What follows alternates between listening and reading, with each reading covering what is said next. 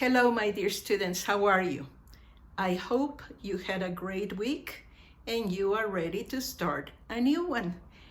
This time we are going to continue talking about different idioms and also confusing verbs. But first, we are going to check your homework, okay? This is your homework. I gave it to you last class, okay? Let's see. What is to be so committed to a course of action that it's impossible to withdraw? Withdraw es salirte de eso, deshacerte de eso. Estás tan comprometido a algo, a un curso de acción que has tomado, que te resulta imposible salirte de ese curso. No vas a salirte. What is that? Burn boats or bridges. Burn boats or bridges. No voy a irme a otro lado. Aquí estoy. Le voy a seguir. Okay? To be so committed to a course of action, it's impossible to withdraw. Withdraw would be like abandoning something. Okay? Next. What is to face up a difficulty with great boldness, with great valor, courageously? How do you do that? That is taking the bull by the horns. Taking the bull by the horns. Okay? Very good. Number 3. In general, generally speaking. Generally speaking. What is that? By and large. By and large. If you try to translate word by word, it doesn't make any sense. But this is a phrase that means generally speaking.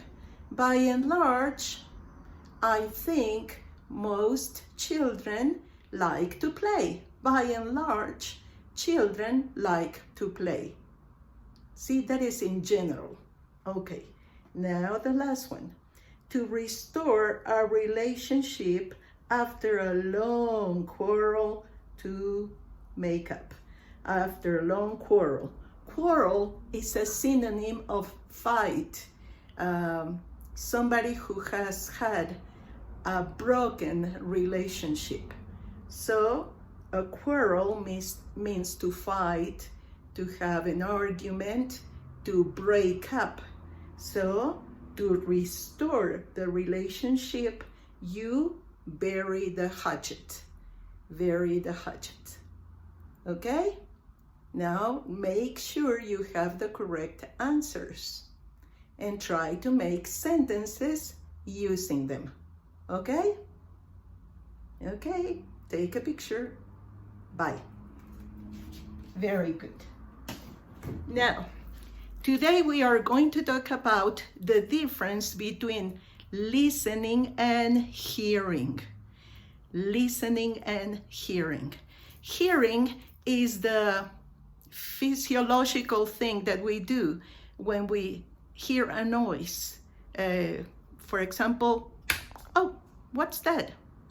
Oh, a noise. A noise. It comes directly and you hear it. You are not trying to listen. You just hear something. For example, when a motorcycle comes by, or maybe the dogs start barking, wow, wow, wow, wow, wow, you hear sounds. You hear that? That's a car, the motor of a car. Okay? You hear those things. They come to you. You don't intend to hear. But listen requires your attention. To listen is to be attentive, to pay attention. I decide to pay attention to what you are saying. That is to listen. For example, we say, listen to your mother. Listen to your father. Listen to your teachers. Listen.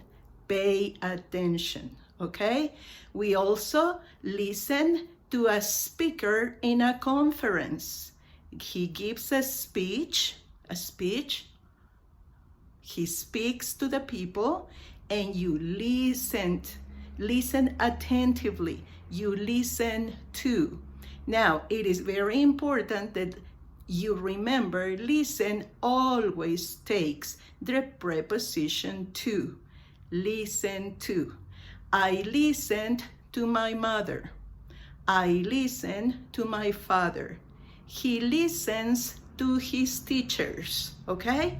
Now, that is very important. Now, we are going to make a little exercise to see if you understand the difference, okay? Let's see. Here we have it. What would you use in your teachers? Hear your teachers or listen to your teachers? Very good. Listen to your teachers. Listen to your teachers. Very good. Now look. The bird singing. The bird singing. Now look at the sentence. This is imperative. Listen to your teachers. Somebody tells you what? Hear the birds singing or listen to the birds singing? Listen, listen, pay attention. Because here you do it without purpose. But listen means attentively, okay? Next, I wake up when the rooster. Oh, I wake up when the rooster. When I hear the rooster. Muy bien. Next, did you, the thunder? Did you, the thunder? Very good. Did you hear the thunder? I want to, the news. The news. Maybe on the radio, maybe on the television. I want to listen to the news on the radio or on the television. Please be quiet. Shh, please be quiet. I need to, the words of the song. I need to, the words of the song. I need to listen to the words of the song. Okay? Now, I didn't fill in the blanks because I want you to do it for homework. Okay? We already did it, but it'll be a good exercise for you to remember. Try to remember and put it correctly. Now, let me show you. On this one, listen to the birds singing. I may say this. I'm listening, but I can't hear anything. I'm listening, but I can't hear anything. I'm listening, but I can't hear anything. Estoy escuchando, pero no oigo nada. Can you see the difference? Do you see the difference? Okay. What if I tell you, oh, listen to the birds singing, and you say, I'm listening, but I can't hear anything. I can't hear anything, okay? Do you see the difference between hearing and listening? Now, to continue with this subject, I have here a good listener tips. And this is something very good for anybody, especially in this time where we have so much sorrow, so much sadness, so much pain because of COVID and the pandemic. We have so many problems and so much sadness and bad situations for many people. So you want to develop the ability to be a good listener. What is a good listener? A good listener shows interest. When you say, "How are you?" and they say, "Not so good." Don't say, "Oh, bye." No. Show interest. "Oh, I'm sorry. Can I help you?" And let them talk. Show interest, okay? Number 2, ask good questions. A good listener asks good questions. Don't say, "Are you happy?" No. "Are you sad?"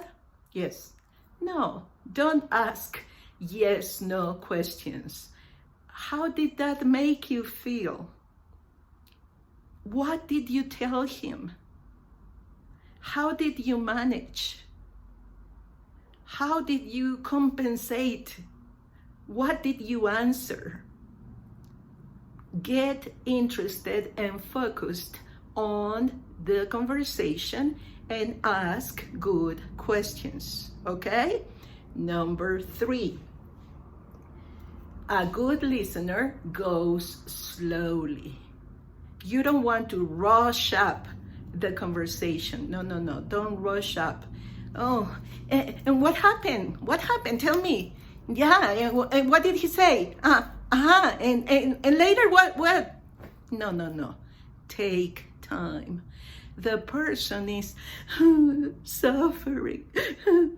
So give them time to express themselves, okay?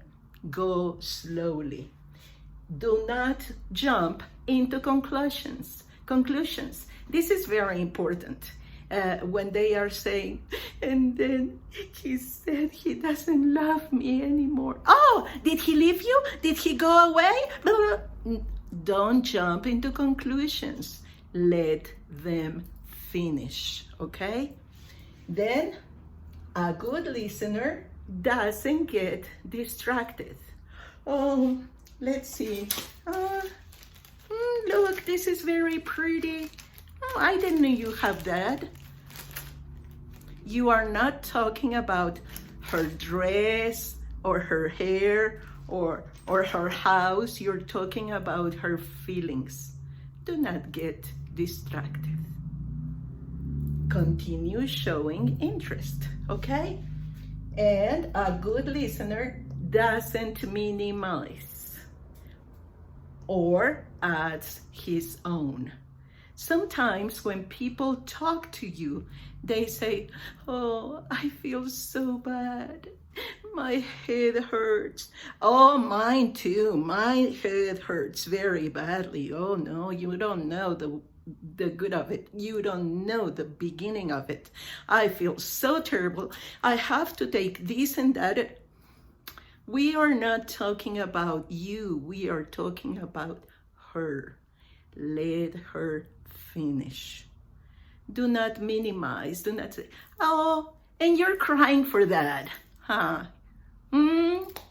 Sometimes I'm worse, and you're crying for that." Oh, no, do not minimize. And I take the opportunity to say this, minimize. ¿Ven que va con Z? Este es inglés americano. El inglés británico usa la S. Minimize. Todos los verbos que terminan con ZE. Minimize, obstaculize, etc.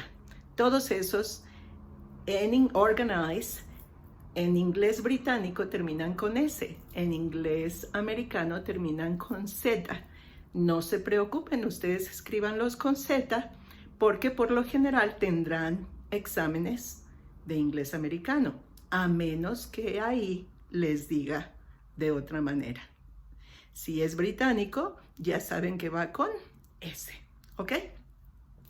So I hope you had a good time to listen and learn to listen to the people when they talk to you, okay? Be a good listener. Practice being a good listener. Show interest. Ask good questions. Go slowly. Do not get distracted, and do not minimize their feelings or add your own. Do not do that. Let them feel that they have a good friend with them. Be a good friend. A good friend knows how to listen. Okay? See you next class. Bye.